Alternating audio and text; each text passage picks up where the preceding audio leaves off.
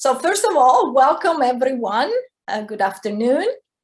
Actually, welcome to Massachusetts STEM Week 2021.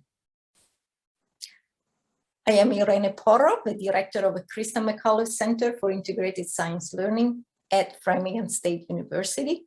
I'm delighted to be your host today.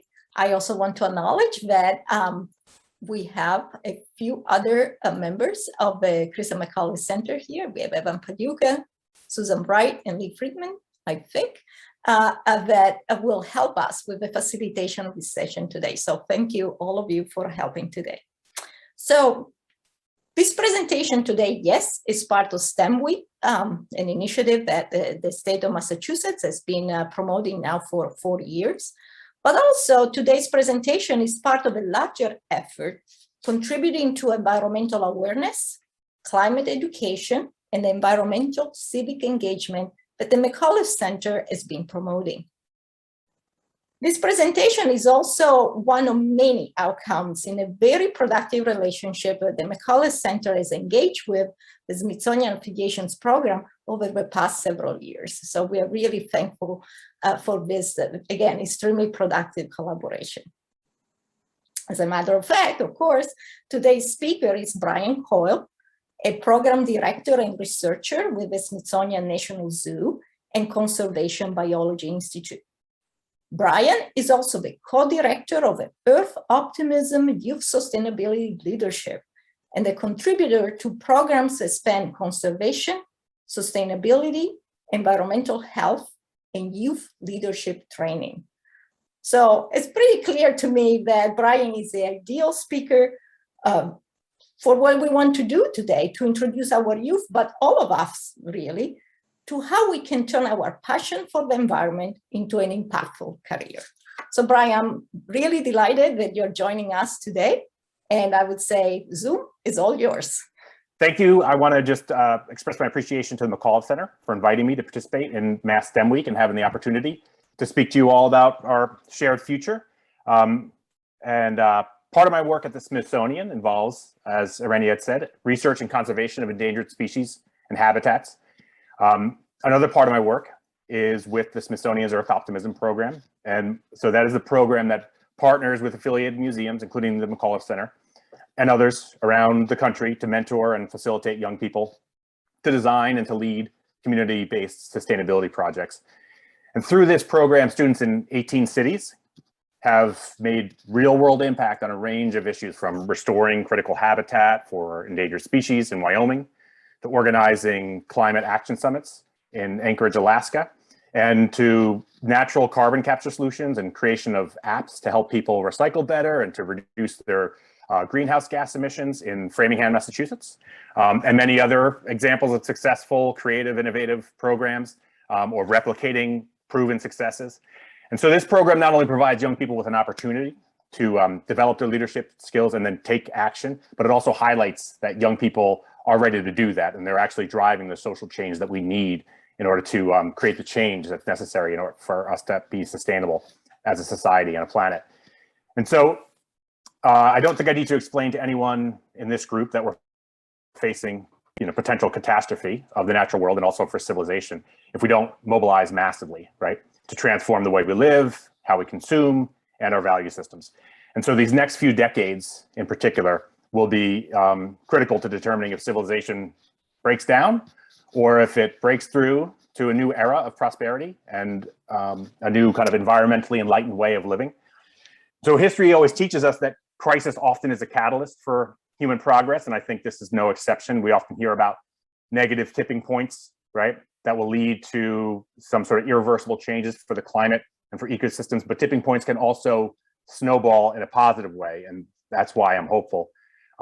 Fortunately, there's many examples of this positive change that's now happening in many places, but it needs to happen everywhere and it needs to accelerate rapidly. As we envision a future that we want to achieve that vision to adopt a value system that's based on environmental principles, and we need that to manifest across all sectors of our economy. So if we are going to have that sustainable planet that we seek, it's going to have to involve all parts. And so today we're going to explore an all careers approach to environmental sustainability.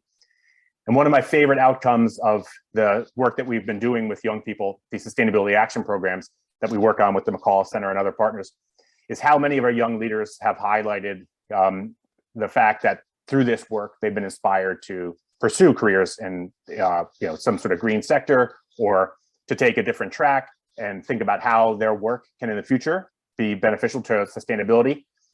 But it's also important to understand that being able to make sustainability a priority in your life, as well as in your work, isn't just limited to environmental science or natural resource management, sustainability management, right?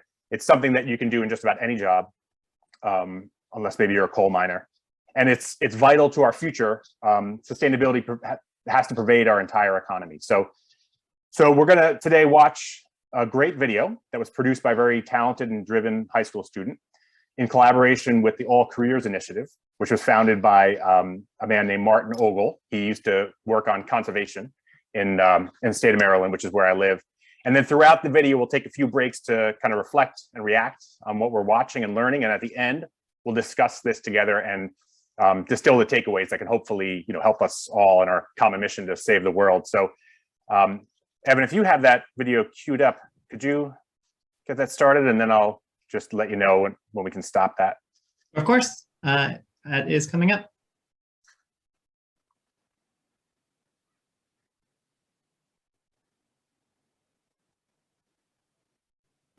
When I learned about this idea, I took it on as another filmmaking job. But as I learned more about it, I realized that this applies to everyone, and especially young adults, and that we have to be able to connect our lives and our systems, our human systems, to the environment. And the key is to learn more about it. As author Richard Louv writes, when people begin to consider the career possibilities of human restoration through nature, their eyes light up. Here is a positive, hopeful view of the human relationship with the earth, a way to make a living and a life.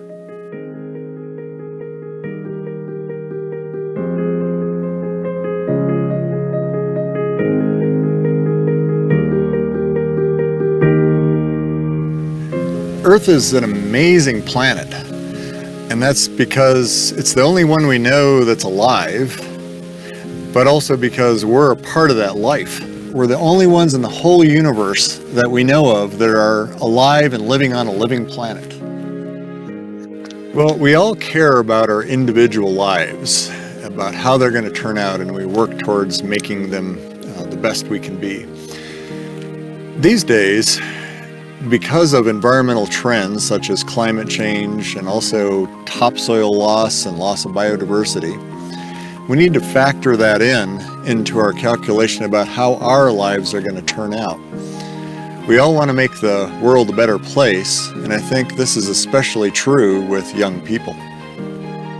From first grade and then all the way through college, you sit down in a classroom and you're told what you're supposed to think. You're told what you're supposed to know. You're expected to memorize and regurgitate it. So you're taught pattern identification and memorization. Sometimes I see nonprofit organizations, volunteers coming in trying to educate the student body, and they have little success because the students really, it's not engaging enough. And if you're looking at standardizing something for an entire state or for public education in general, you have to realize that you've got people coming from the ideology of, this is how it is and this is how it's always going to be.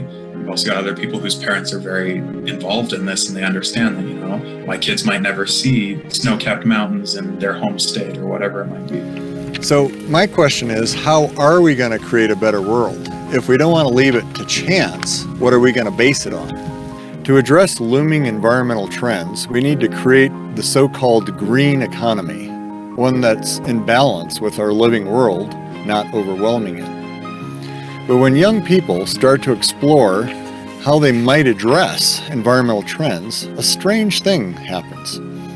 They're often referred to environmental science courses of study and envision getting environmental jobs, but not much else. Our school is teaching us enough to to make us all want to learn about, eco-sustainability or anything about climate change. For some kids, they never even get the chance to understand it because they're not either paying attention in class, or the classes they take aren't going to be teaching that kind of stuff. There's so much other life on this planet, that we have to look out for. And if we're not learning that, I think it's just going to skip people's minds, and people aren't going to think about it as much because they don't know how to think about it. Like climate crisis and all of the environmental degradation we're experiencing is going to affect everyone. Of course, it's going to affect marginalized people, people of color, poor people, way more than it's going to affect privileged people. When you teach students sort of this banking method of approach to education, if you just tell them what to think, they see the world as something static that they need to adapt to. History is unchanging, science is unchanging. You memorize it, you execute it, and then you graduate, right?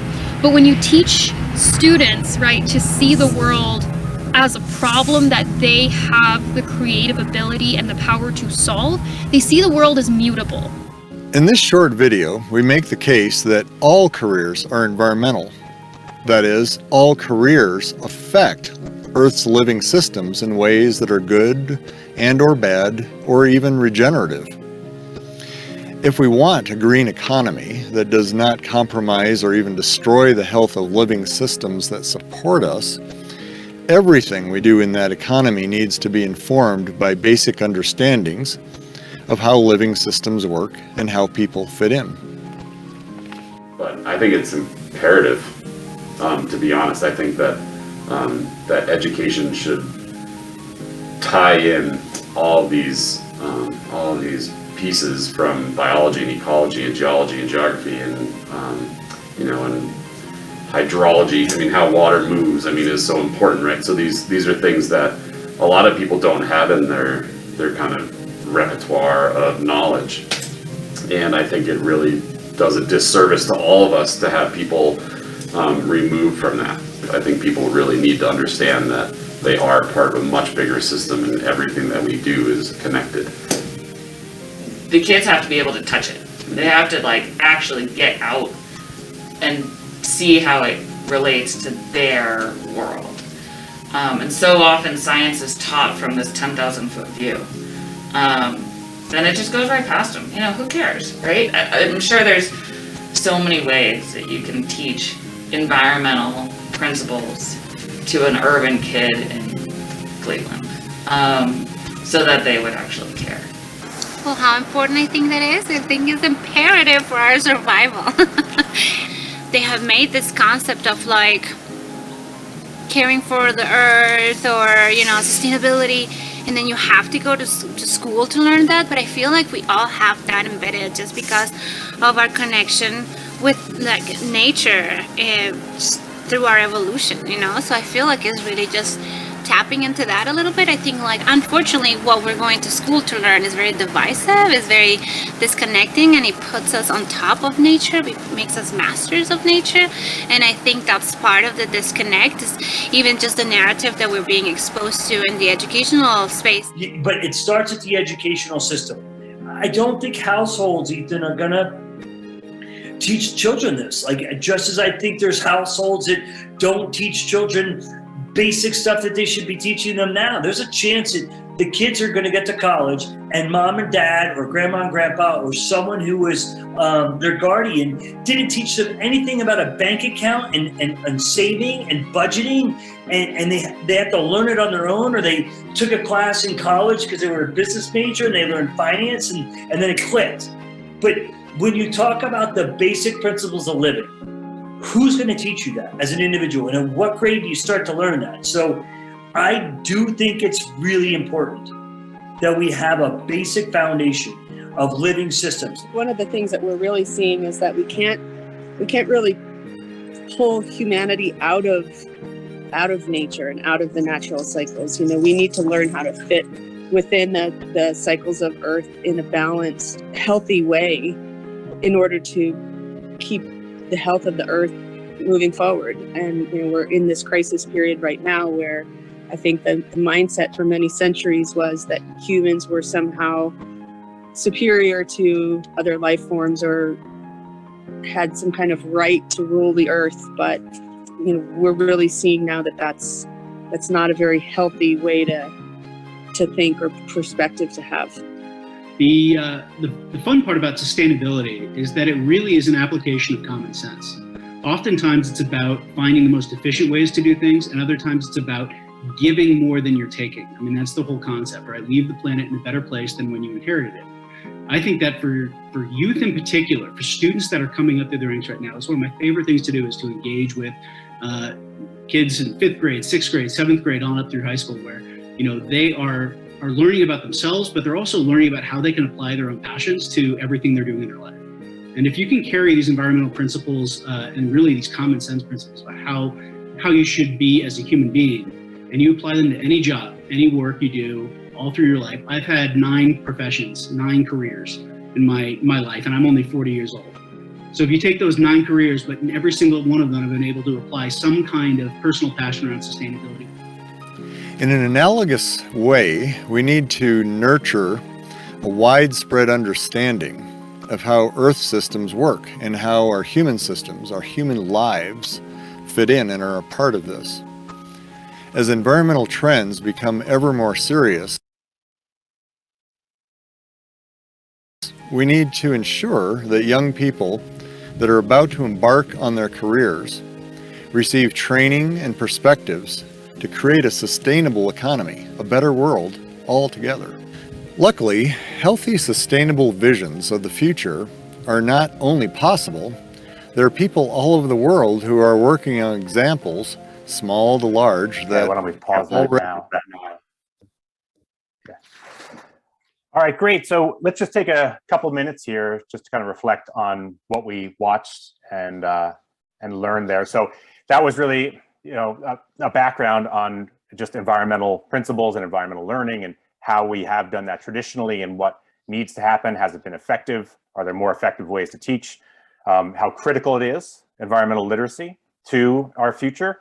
Having people who are specialists in some sort of green sector is important, of course, but it's vital that across society, everybody has, you know, a greater understanding and appreciation, has kind of an eco-centered value system, and an understanding of how they can impact the environment, how they are impacting the environment, and how they can help across all the different things that they do. So I'm going to ask everybody just to kind of put in the chat, you know, anything that they really struck them about what they saw there. If there's students on here, if you could share with us, how are you learning about environmental systems in your school or in other ways?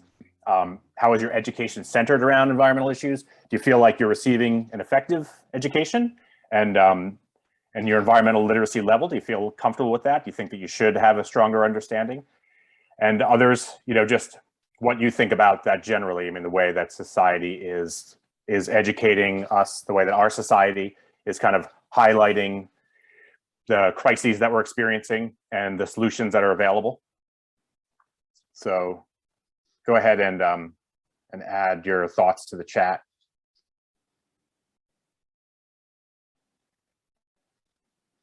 And young people in particular would be interested to hear about, you know, what it is that you feel like you are, you know, is the best part of your education for the environment, or what has been.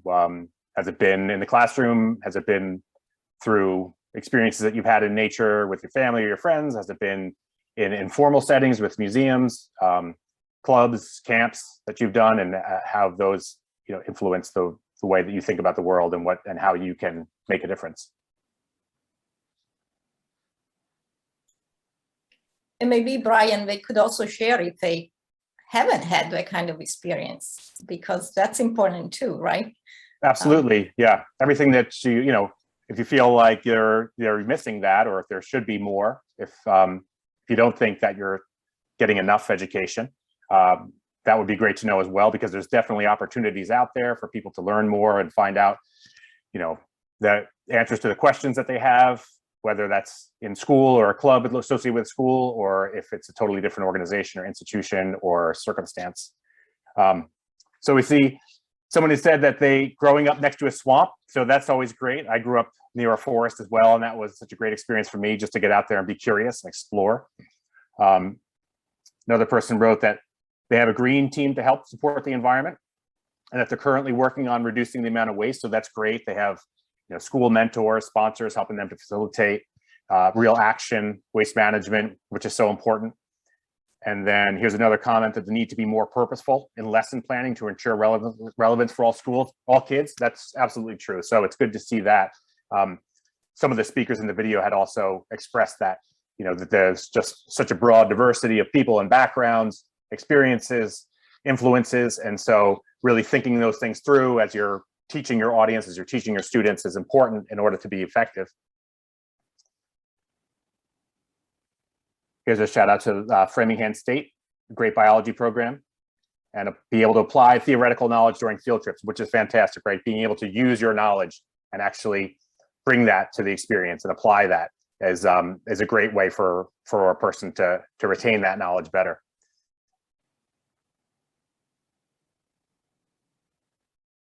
And here's someone who says, then their K through 12 education didn't have really an environmental focus until you took a specific course in the 8th grade.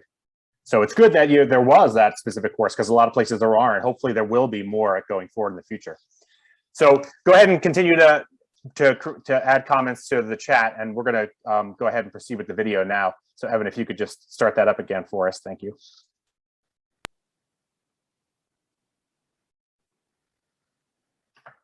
Already realities. Some communities are living happy, healthy lives in a variety of ways, quite different than for most of us. And still others are thinking hard about how to weave these smaller examples and experiments together as larger systems.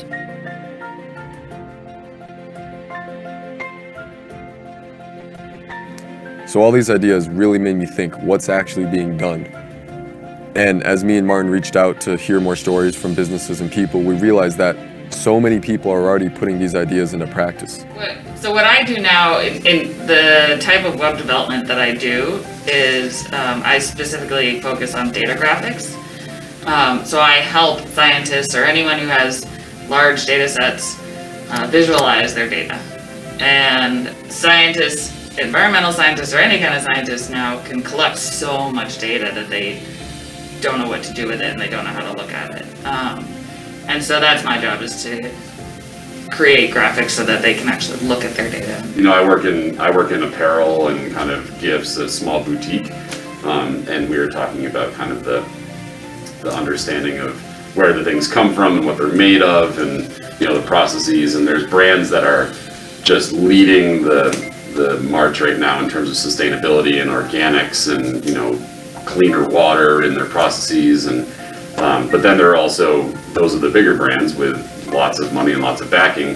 But then you can jump to a smaller company, like I was describing earlier, these little cutting boards that are literally charcuterie wood cutting boards, handmade, but made in Louisville, in the same town that we live in. So by supporting a small husband-wife team making these beautiful little pieces of art that can be used in your homes that will last forever, you recognize that it's not something that's been mass-produced somewhere else. One of the things that I'm working on as a business and as just someone who's trying to help the environment is I'm trying to make a wax that is more economic, sustainable, with a less toxic and polluted runoff as a normal typical wax is. I thought of this idea because everyone has this common need in the ski industry for wax, and I've been researching on how terrible it is for the environment, how it pollutes the runoff, all of it. So our entire model is based on the idea of providing education and experience in sustainable agriculture and food systems.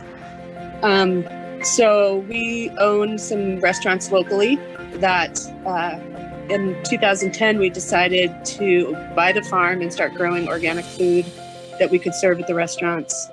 And then we recycle the waste from the restaurants, bring it back here for our compost, and use that to fertilize the crops for the next year.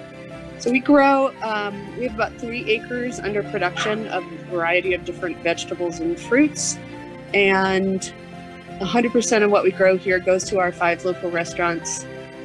It makes up a pretty small amount of what we actually serve because we have a few really large restaurants, but we really try to focus on sort of heirloom varietals and specimen style foods that we can highlight on our menus to raise awareness about the food cycle and about trying to make sustainable local choices when you're going out or when you're dining or cooking or whatever.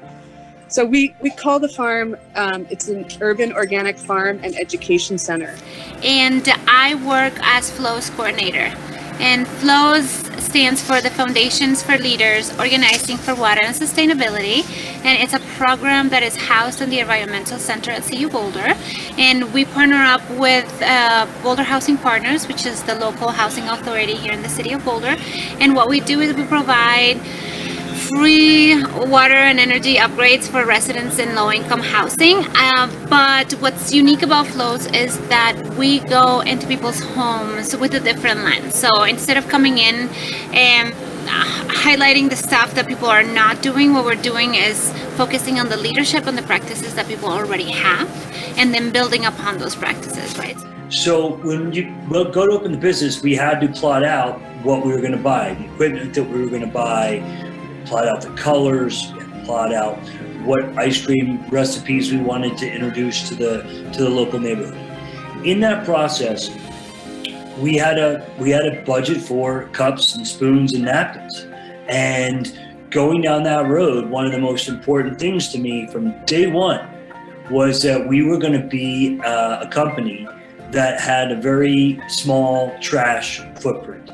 And that meant investing in compostable cups, spoons, napkins, straws, and also making sure that things were recyclable. So on the customer side of the fence, if you came into our shop, whatever we handed you was always going to be either compostable or recyclable. You were never going to have a piece of trash in your hand. I'm a firm believer that environmental education and sustainable knowledge and kind of that lens of sustainability is applicable to every business and every industry.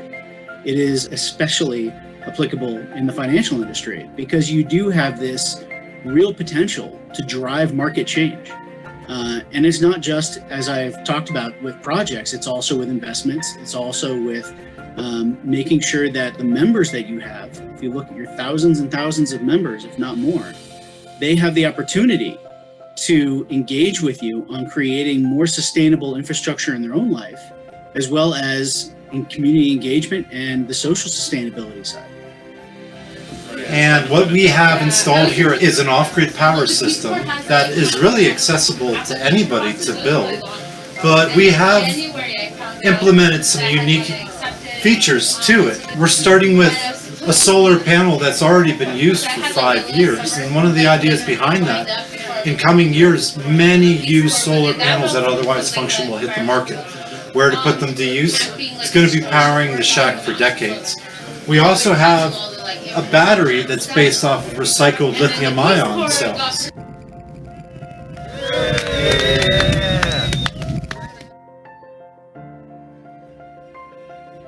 So here's some of these principles of life, and the first one is so simple. We hear about it all the time, the circle of life.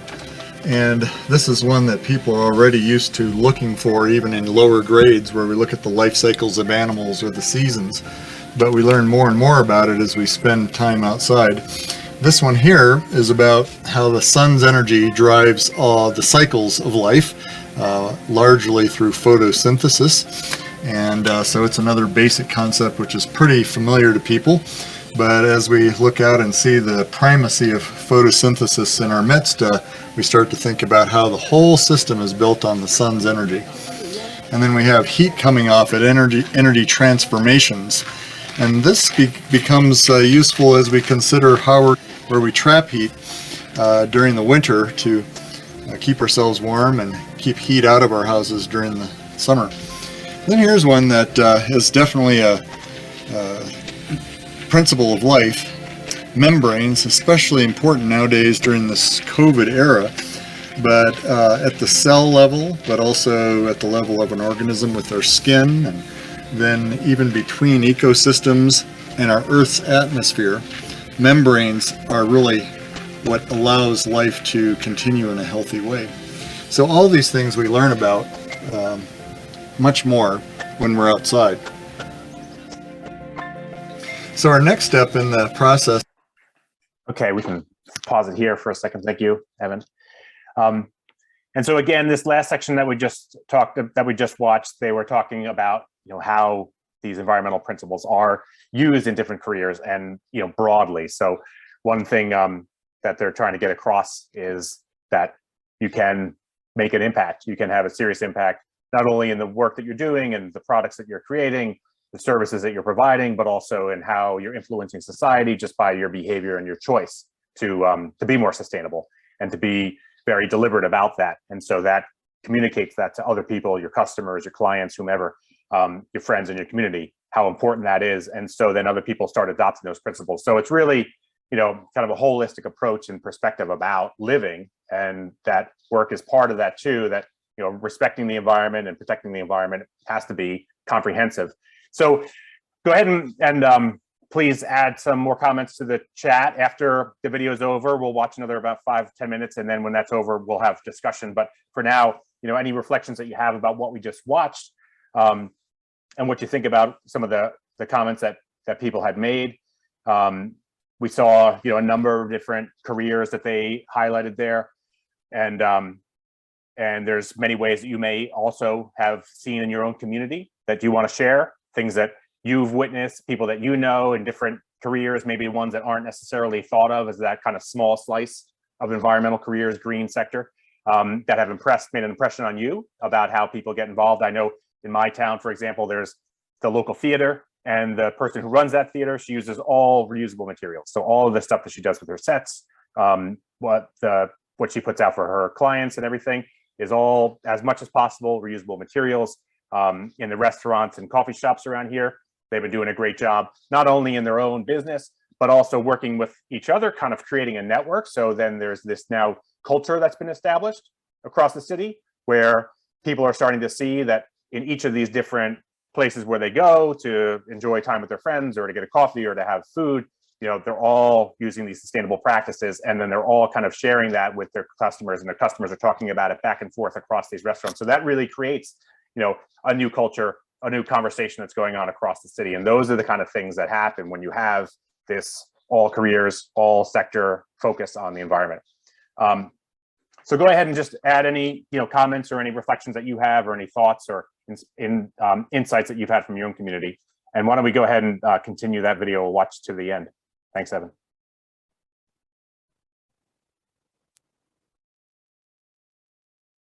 Of an all careers approach then is to say we take these and other principles of life and apply them to any and all careers.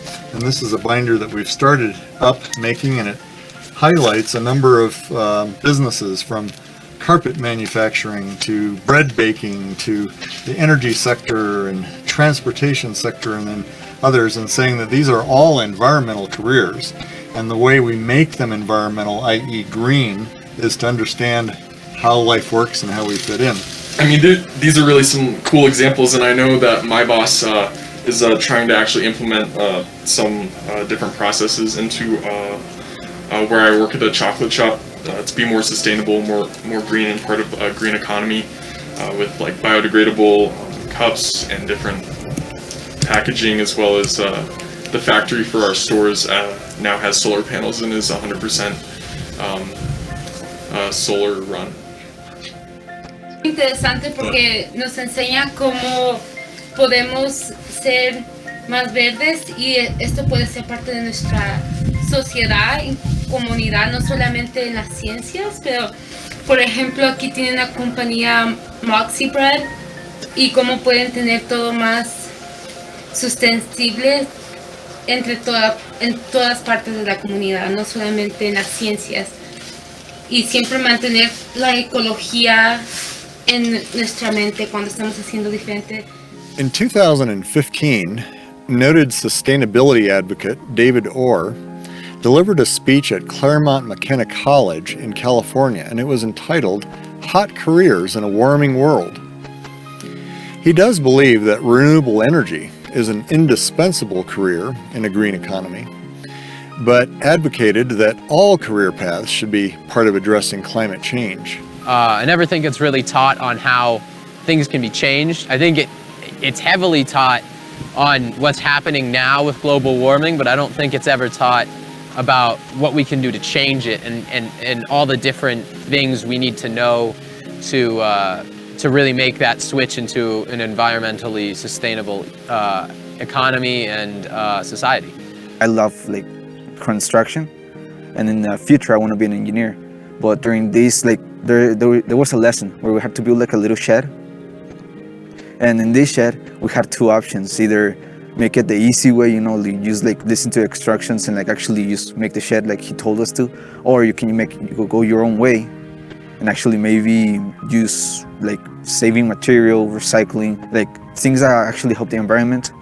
So it actually shows the kind of hard way, because you know I wanted to practice these ideas that I learned here in this internship, and like actually using maybe in the future in some real like type things, you know, like in the world that could help like the future. So why not practice it now, you know? When you're trying to learn how to use a medium, you don't really know how it's going to behave, but you observe how it does behave, right? And then you learn that aspect of it, and it's not like you're learning it to regurgitate it on an exam. The things that you learn can be taken into a different context and used to solve that challenge. So in my work, the way that I do this is we observe the way that our body deals with microbes, right? So you have specialized immune cells, they engulf a foreign cell, and then they bombard it with really, really intense reactive chemical species.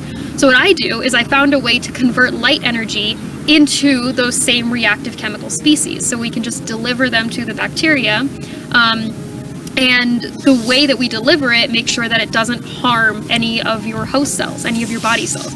So we are, in essence, doing exactly what the immune system's already doing. We've observed that. We've observed that we can turn light energy to achieve the same phenomenon. So we've just taken it out of one context and put it in the context of medicine. Although I'm the one behind the camera, these questions and ideas have still been on my mind, more so as I approach college and learn more about Martin's all-career concept. In developing this initiative video, my thoughts have become a part of this video's mission for inspiring people, especially younger adults my age, to create a sustainable world that will last and flourish. And so I really like all careers because it's this both and, because it allows me, if in an ideal all careers economy, to pursue being both a writer but also an environmental justice advocate. And so I think that's just so important, because it allows people to not only follow their key passions, but to also support the betterment of the environment and the conservation of our Earth. So. And on a planet where the climate is changing very rapidly, it's very important for everyone to be able to reach the goals that they want, because we're going to need everyone's help. This is not one person's problem. This is humanity's problem. Over the last few years in my home in Boulder County, Colorado, I've given programs about this idea to high schools and middle schools and public groups.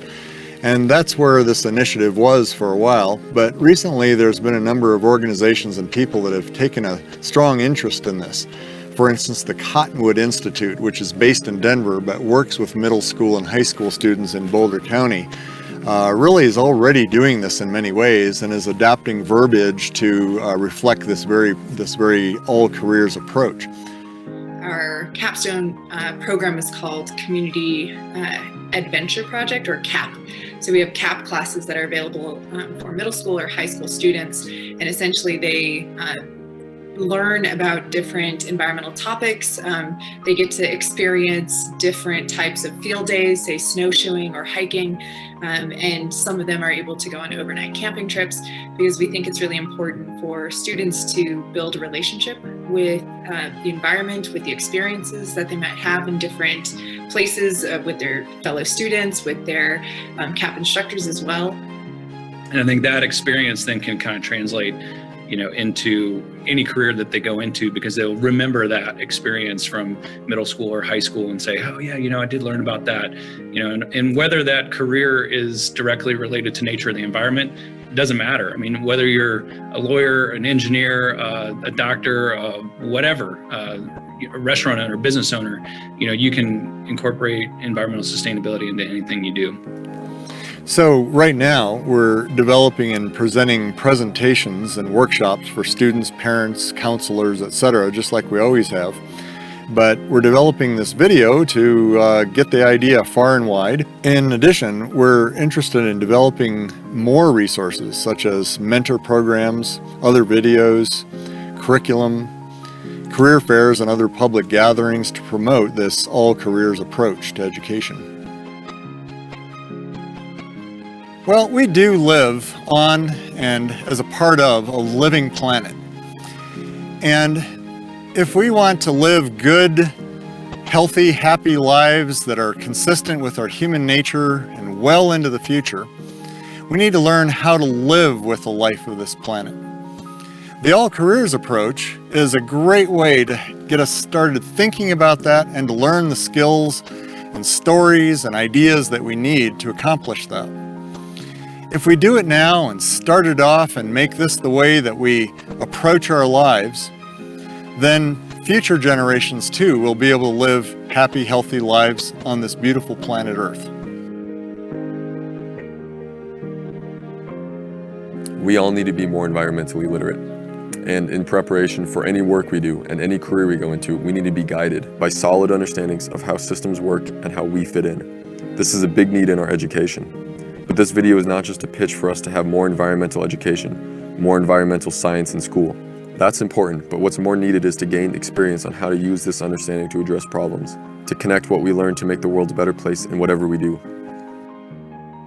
So I want to have a healthy Earth that my kids can grow up on, and that their kids can grow up on.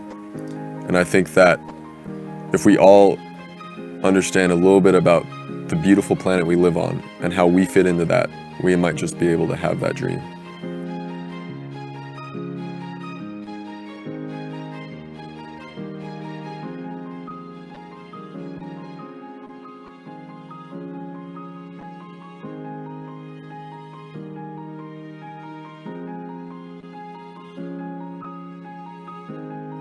Okay, I think that's about the end.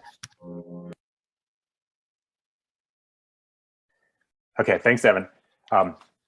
So I hope that you all appreciate what the message they're trying to get across there, and the bigger message is that in transforming society, the economy is such a big part of it, perhaps the most important part of it, especially in a capitalist system that we have, that where we are driving consumption, where really in the Western world we are the consuming most of the natural resources, and so that is the greatest pressure on the environment. And so in all jobs, especially not only in the ones that we traditionally think of as green and science and so forth, but also in retail and in anything else that you can demonstrate the practice of sustainability, but also communicate that across society so that it becomes, just the kind of cultural norm. And that's what it's really going to take to transform society. So in anybody who's pursuing different options, different careers, there's always a thread of sustainability and environmentalism that can be included in there. And I think people are becoming a lot more comfortable with insisting on that. And universities and schools are also starting to integrate that, be much more integrative about how they do it. A lot of degree programs are incorporating environmental thinking, psychology, consumption into the degrees that they offer. So now we have another 15 minutes left. So I think we're going to, are we going to break into breakout rooms, or are we just going to have one discussion? It looks like we'll break into 4 breakout rooms. Okay, so and I was going to say, in our breakout rooms, we have some facilitators who are going to use Jamboards. So we'll show everyone how to use a Jamboard once we make it into our breakout room. Okay, let me just put a couple prompts in here. So these are a couple of the questions that we want to discuss. So one of them is, how would environmental principles be used to transform careers? Okay, so what are ways that you can think of different careers? For example, in finance, a lot of people working on Wall Street or in international development, what are ways that they could help? For example, a lot of developing countries, they need financing, they need special financing, they need to overcome barriers and so forth in order to get that financing to implement different sustainable practices, better infrastructure, green infrastructure that's so important for them to be able to actually improve the sustainability. And then the other prompt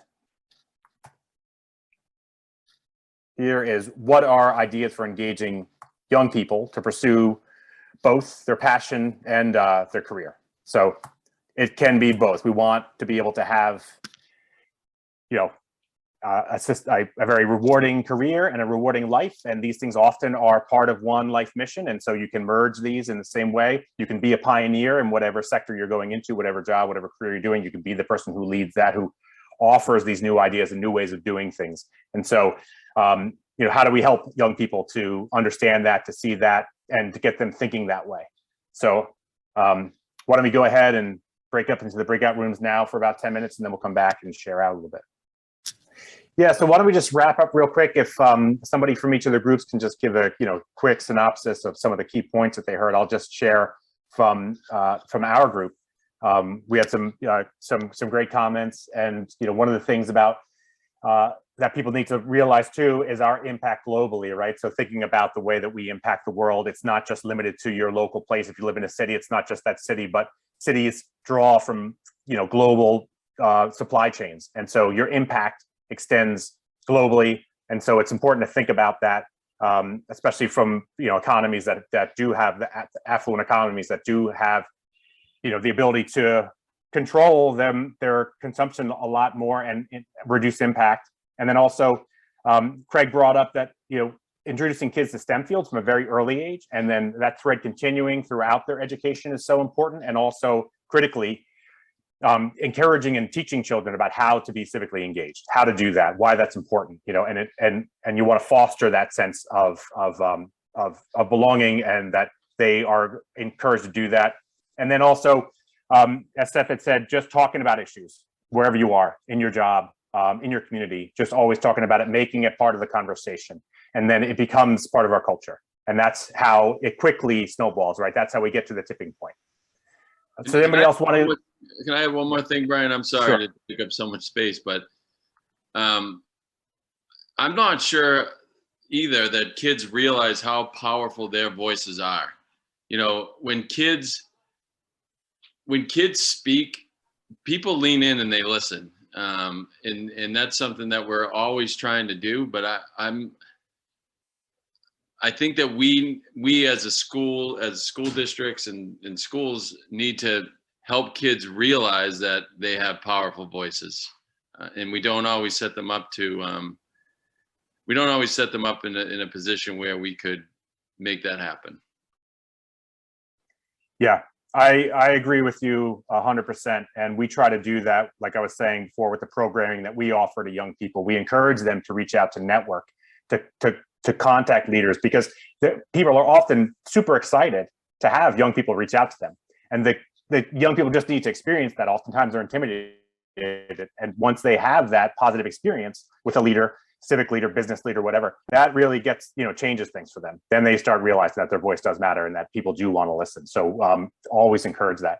Okay, who wants to tell us? Evan, is there you or someone from your group talk a little bit about the discussion that you had in your breakout room? Sure. I want to see if Esther is willing to share. If not, I can. Yeah, I'm willing to share.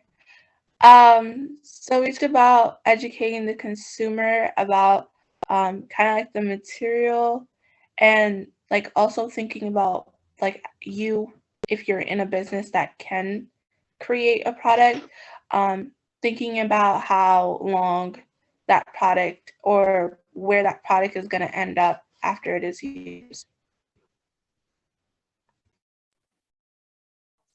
Yeah, absolutely. The whole life chain of that, where does it come? What does it take to make plastic? And where does that plastic get shipped to? I'm thinking, it's really hard sometimes to think about alternative things to choose, right? We had a discussion at the Smithsonian about getting rid of single-use disposable plastic and then bringing in bottled water instead, in glass. But that glass bottled water was going to come from Italy. And so then it's, produced in a factory in Italy. It's shipped on boats before it's shipped on trucks or trains to get to Smithsonian. And so what is the ultimate impact and what is the better choice?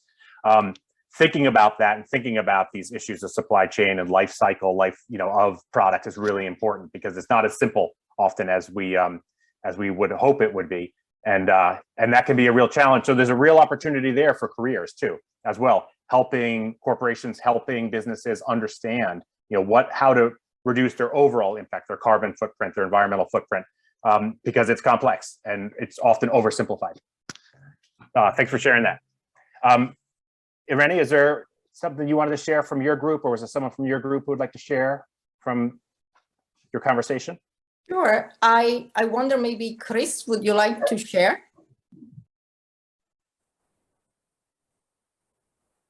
Just let me know if you don't. Or Heather?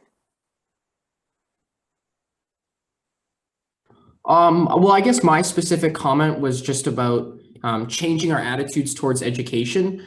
So one of the individuals in the video that we were watching, she mentioned that we need to focus less on the memorization of facts and more on the pragmatic and personal / global applications of knowledge in more of like a fun and engaging way. And I think that kind of goes hand in hand with teaching STEM to much younger students.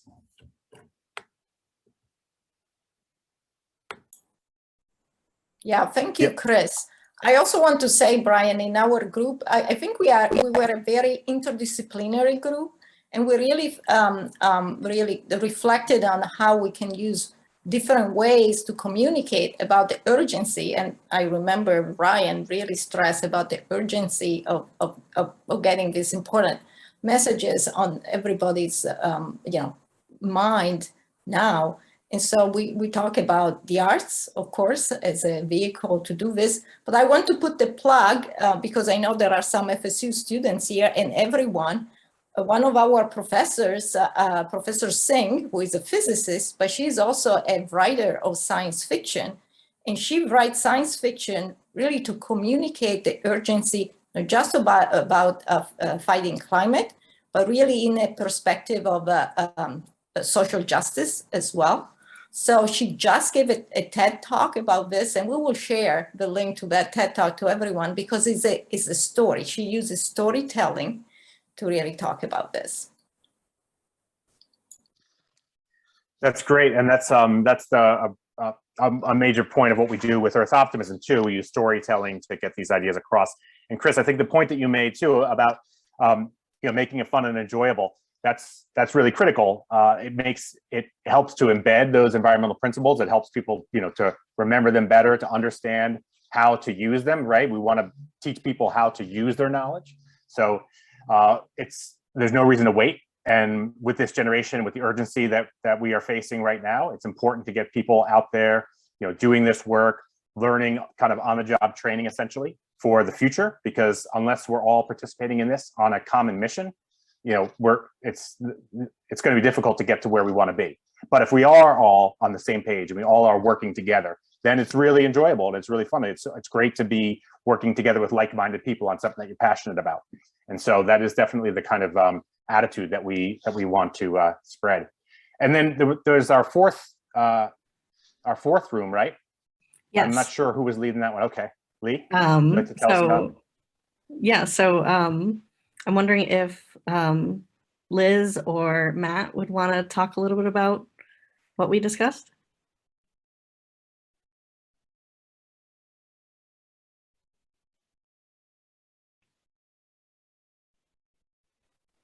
Otherwise, I'm happy to. So we kind of focused on like our own careers and how environmental principles either already apply or can be more applied to our careers. Matt had a really excellent point about how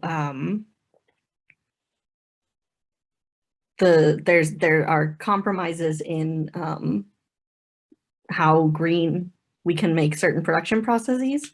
And that was really interesting. And then we also talked a little bit about how asking questions is really important to, it's a really important part of education and a really important part of the workforce, and it kind of needs to be a greater part of that. And that can really help with transforming sort of what we think about of environmental careers. And then also a little bit of talking about optimizing what we use in various industries so that we're not wasting what we take from the earth. And I think all of these different ideas are opportunities, right? So many of them are opportunities for innovation, you know, figuring out ways that we can create this circular economy where we are wasting much, much less, you know, and trying to reuse things as much as possible. And there's different ways of reusing, right? There's recycling and just reusing the same object. And then there's also repurposing things or breaking them down to reuse them again, you know, for example. And that provides opportunities for engineers and for marketers and for, you know, scientists and for many other people. But I think what, you know, ultimately what we're experiencing is kind of a revolutionary age if we're going to get to a sustainable planet where it is fair and equitable, and we have, you know, all the resources that we need that are sustainable over a long term for a very large population. I want, you know, one takeaway for me is that it's important for young people to really take the lead on this, to be the drivers of it, you know, to demand the kind of education that they feel like they need, and to be thinking at a very young age at a higher level, you know, and integrating across these different crises that we have, and understanding that, you know, in order to be successful in the solutions that we have for the environment, we also have to be integrating ideas about justice and equity, and that it's got to be kind of holistic and comprehensive in the way that we think about things. So it's complicated and it's challenging, but it's also really exciting. And from this kind of new perspective, a lot of new opportunities will arise for careers. But again, you know, ultimately the final point is just that any career, you know, is an opportunity to influence a greener way of living and a better way of living. And so whether that's through, you know, directly through the products you make, or through the science that you're doing, or just through the communication that you can do, and the way that you can influence other people through sharing positive messages about the environment, that all matters, and that we should encourage everybody to understand that and feel responsible in their own job to also be contributing positively to a more sustainable environment. So I really want to thank everybody. We had a great chat. Brian, yes. Sorry, there is a very important question in the chat. And since we have a nice group of people and the person who asked the question is still here, Suzanne related and said, I think some of our students are looking for a little bit more concrete directions that sometimes we adults can provide. And so they are asking, what are some of green careers offered at the institute you work at? Would you be able to showcase a concrete way to embark on a sustainable career journey? So I put a couple links in the chat, one to the Cottonwood Institute, and then one to a PDF that has some resources that help to identify things that, you know, more traditionally are thought of as careers, like sustainable management. So you'll find now, 10, 15 years ago, a lot of universities didn't have sustainability majors or degrees, sustainable management. Now that's a huge part of universities, and it's a very popular major. And so people that go into sustainable management, for example, they end up doing careers with institutions, with corporations, with businesses, where they are the expert for that company, and they implement different practices with waste management, with water, with reduced water usage, with better packaging, with employee transportation, and so forth. And so all these different ways that a company or that an entity, an institution can reduce its environmental impact, that person is responsible for that. And increasingly, there is a growing number of professionals that work for each of those businesses. So where it used to be, you know, a major corporation would have one person, now they have one person at each office, and they've got and they have a whole department that's focused on sustainability. So that's just one example. Obviously, in science and research and natural resource management, there's many different opportunities to do that, whether it's at the state level or the federal level, or with a university institution. There's research, there's science, and there's implementation. So natural resource managers who are taking that science and actually putting it into practice. Those are great opportunities. I think, too, working with companies that have a great reputation, or ones that don't, right? Amazon, for example, they're having an increasingly huge impact on the planet, and their packaging and their carbon emissions is increasingly a problem for the planet and for our society. And so being a person who can get into that company and change it from the inside is really important. So Amazon has a group of employees, staff members who are really dedicated to improving sustainability at Amazon, and they have their own Twitter handle and everything. And from inside the company, they are driving change. They're putting pressure on the company from the inside. So those are ways that people can certainly make a difference. And then obviously in getting civically engaged, if you want, if like legislation, if you are interested in policy, that's probably the most important thing that we can do, is create great policies. Some of the biggest, most important things that have happened to protect and to defend the environment and to make improvements were federal legislation that was passed in the 1970s after the first Earth Day, right? So the Endangered Species Act, Clean Water, Clean Air Act, the creation of the Environmental Protection Agency. Those are massively important. And we need more of that large scale legislation. So whether it's as a legislator or as a legislative aide or somebody who is working with a think tank or a policy tank that is influencing, creating kind of that new culture and thought leadership to drive and inform legislators. I mean, those are really powerful and impactful jobs. And then of course, NGOs, World Wildlife Fund, Conservation International, Smithsonian, these big organizations that have people who are supporting the mission in all kinds of ways, whether that's financially or administration, or if it's intellectual culture, history, science. Those all work together for collective impact. So I mean, that's just a few, but I think if you review some of the resources that I put in the link here, and they'll take you to other resources, then you can start seeing more concrete examples of different jobs in different sectors, and start thinking about how you might get involved in that. But remember too, when you go to college, I mean, you can just, whatever you do, whether it's international diplomacy or it's science or it's liberal arts or so forth, you can always integrate sustainability and environmental classes into that, and you'll find ways to make that usable. All right, yeah, it's everywhere, literally. I actually would like to encourage the FSU students that are still on the call, get in touch with the McAuliffe Center. We would love to work with you to support you in whatever action or with whatever effort you are already involved, or for you to join some of our activities. We would love to do that. Yeah, and of course, to our high school students who are part of our program, thank you for participating today. This, I hope, has been inspiring for you to think about. I know one of the students said, I still don't know what I'm going to do, next, but I know that this is important. So our teens really feel the urgency of dealing with our environmental challenges and climate change. And we owe to them, I think, really, not just the inspiration, but also we have to provide them the tools for them to make a difference, because we haven't done a good job, but they can do much better. But we need to give them the tools through education, right? And be excited, because this is an opportunity for you to create a new world, a new way of living. Like, your generation really has this opportunity, as scary as it is and as much crisis as there is this opportunity to just make a different world. And that's up to you guys. And it's something that can be, very different than what we experience now.